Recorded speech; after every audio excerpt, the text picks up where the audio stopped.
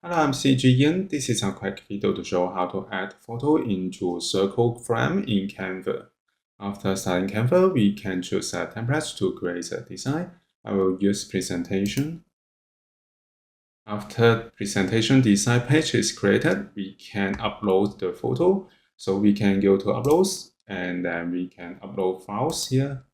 And then we can go to the hard disk to upload the image. Now I cancel it, or we can use three dot menu to upload photo from your apps.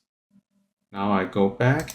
I have uploaded the image before, so I select one of them to add into Canva design. Next, we can add frame. For example, we can go to elements and then go to bottom. We can find frames.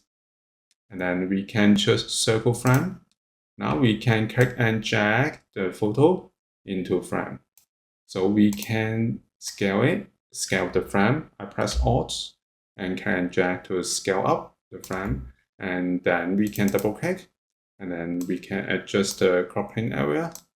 We can rotate, we can move it, and we can click the empty space to confirm the cropping. So this is how we can add photo into circle frame in Canva.